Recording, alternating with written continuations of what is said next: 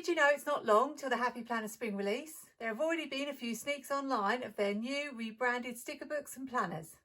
The spring release is when the 18-month planners drop, so it's the perfect time to be buying something new.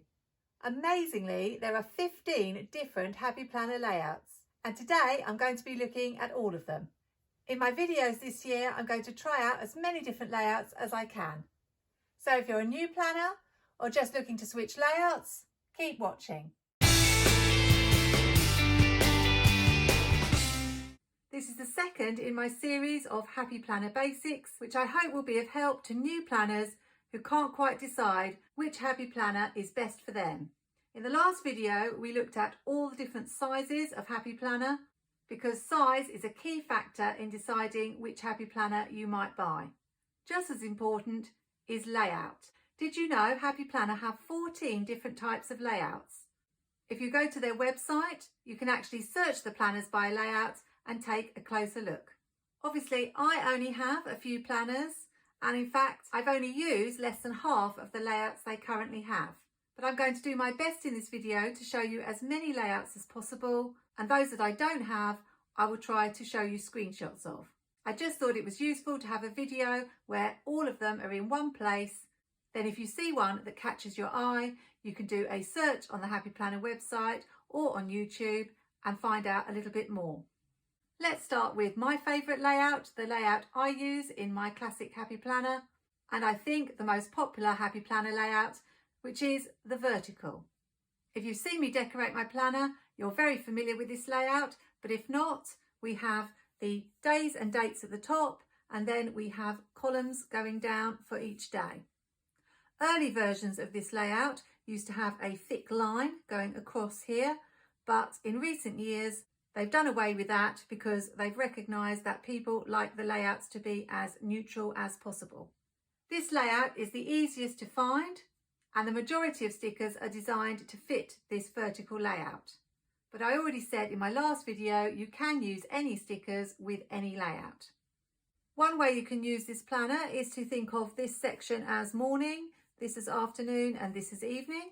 And I know some planners do like to use each of the rows for different things. I don't have any particular structure to my planning. I like to have checklists on as many days as I can, and also a box on every day so that I can either write appointments or birthdays or just a memory from that day. Let's just show you a quick example.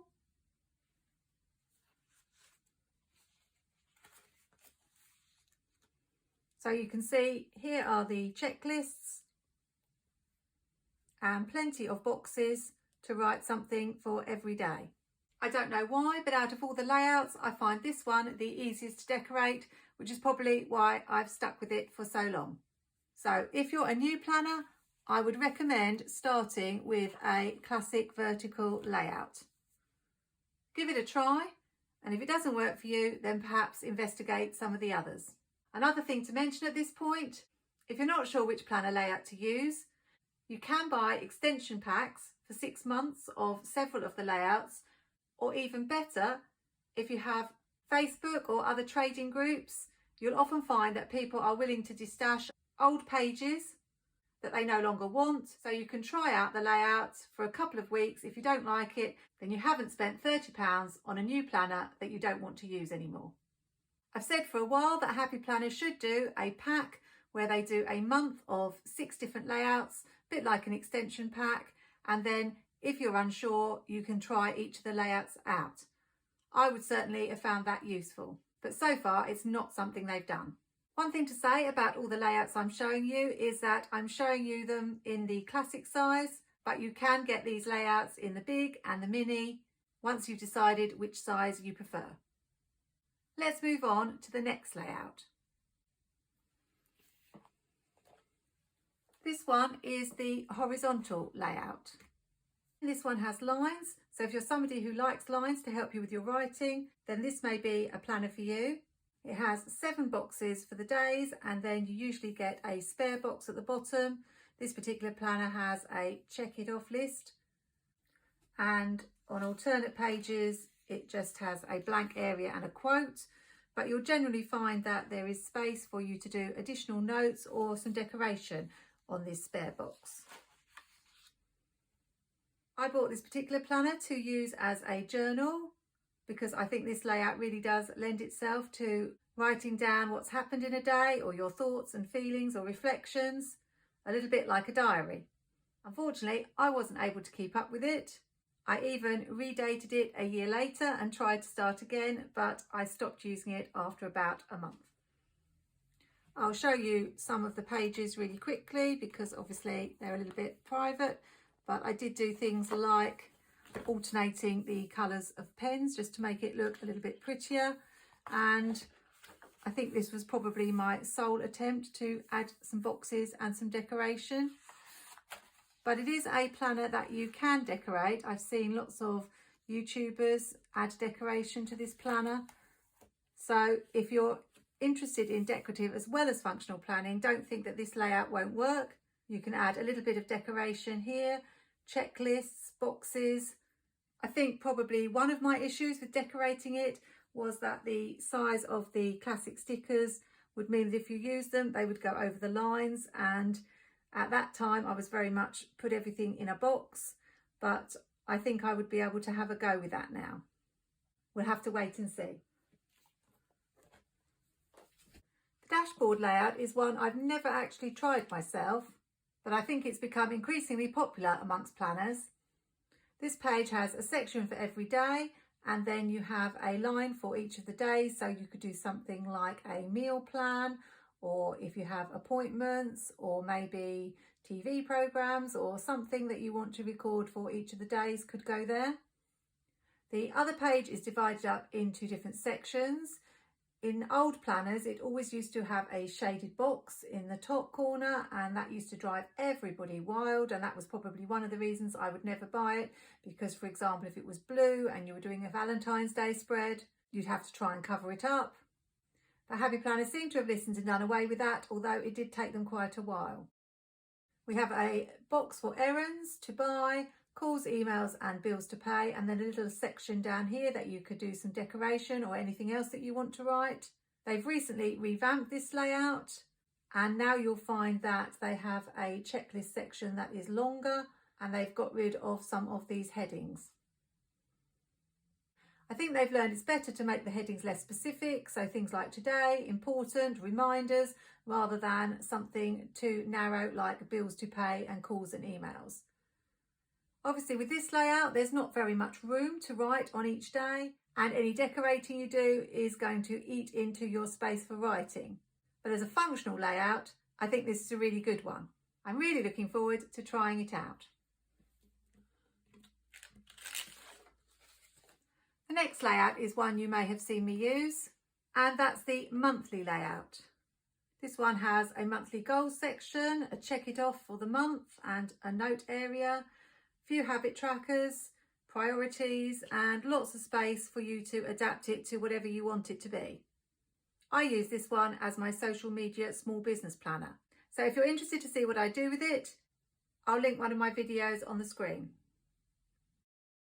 The next page is checklists, and we have enough checklists to be used one per day for the whole month. That's how it's meant to be used. I don't use it like that. I found I had far too many to-dos per day to fit in the space provided, but you certainly can use it like that, or you can adapt this page to anything you want it to be. At the end, we have a little don't forget section, and also we have some note paper. Happy Planner only release a few of these each year, but you can do what I've done and get hold of an undated one, and then you can use it for any month.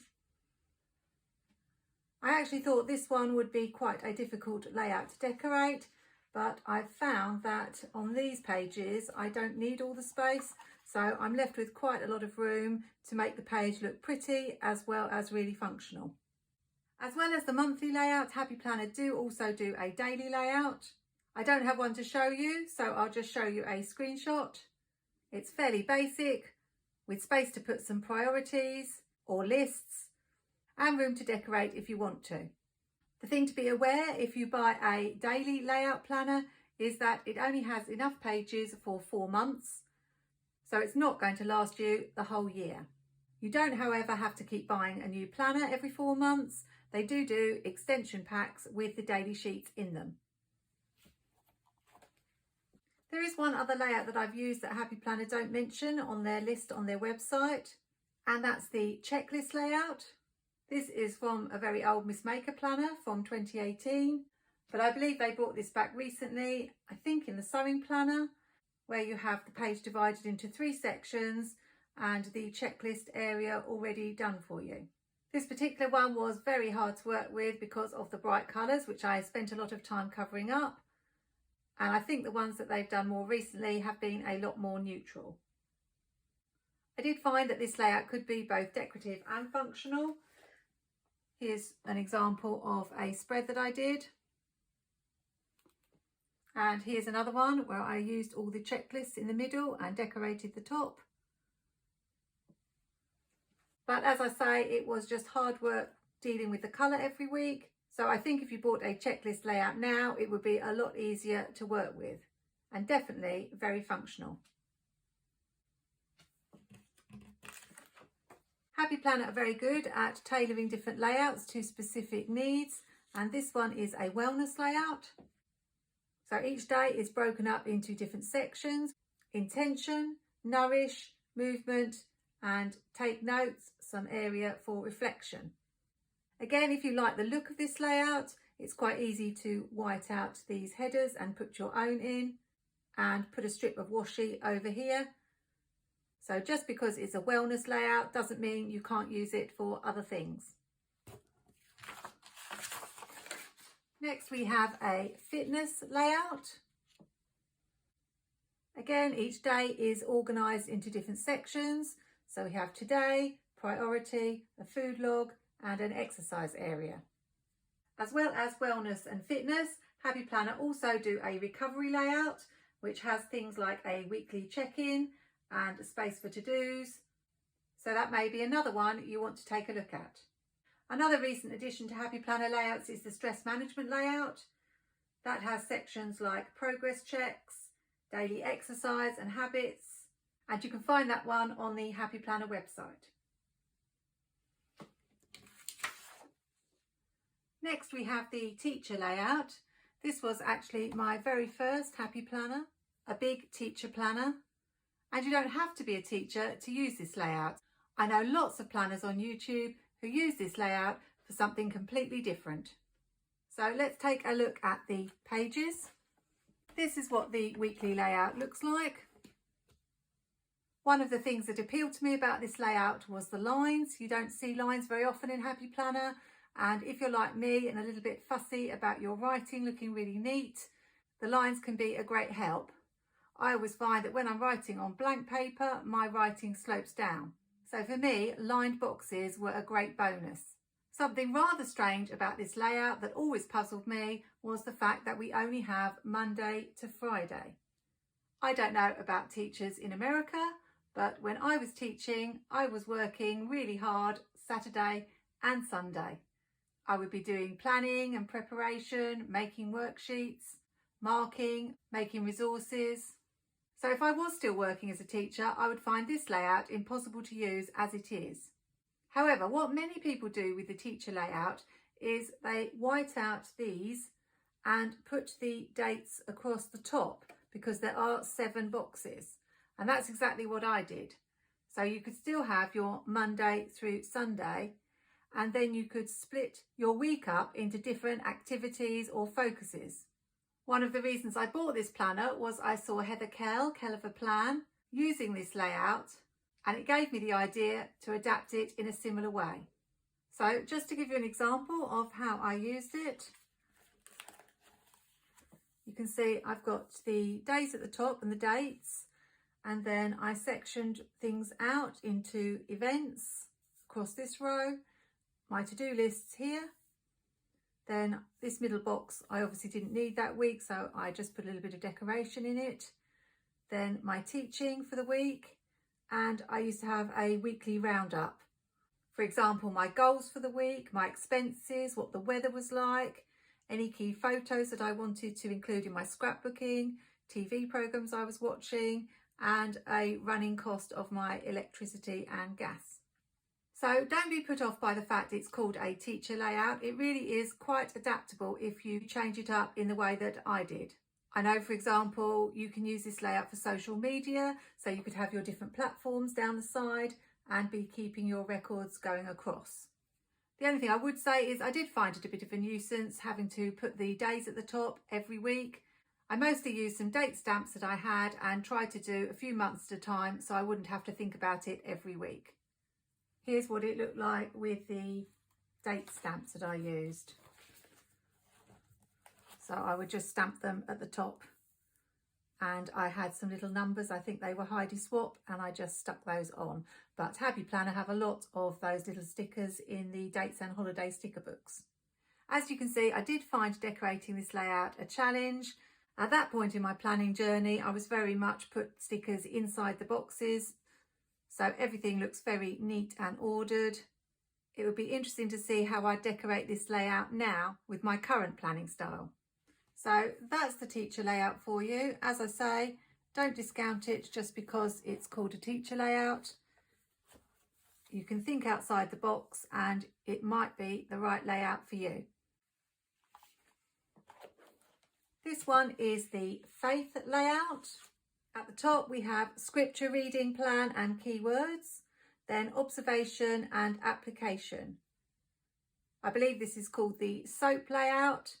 Scripture, observation, application and prayer, although there doesn't seem to be an area for writing anything to do with prayer.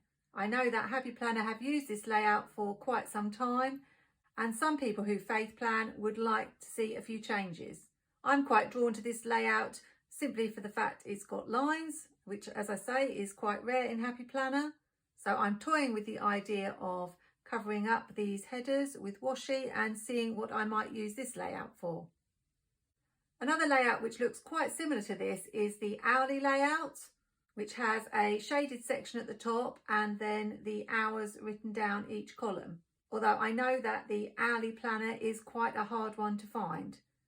There's also a budget layout, which has sections for things like housing, utilities, transportation, medical, food, personal entertainment, and you can track your expenses and savings. Probably one of my least favourite layouts is the colour block layout. I've never actually used it, but I get put off with all the shading. You'll find this layout in student planners, and I don't know why, but it always seems to be that when I see a cover I really want, I find that inside is that dreaded colour block layout and I just can't buy it. I assume the idea behind the colour block layout is to easily distinguish the sections. And as I say, it is primarily targeted at a student audience. The final layout that gets a mention is the lettering layout. This has been around for a couple of years and has the special lines on it so that you can practice your brush lettering. The first version had lots of letter patterns for you to try out, and I think the latest version has been left blank, with the idea being that you pick whichever letter pattern you want to practice and practice it every day throughout the week. So I hope you found this video useful. As I say, the classic vertical layout is my favourite. So if I was to recommend one, that would be it. But I really recommend, if there's a layout you're interested in, you find a planner on YouTube who uses that layout and watch to see what they do with it.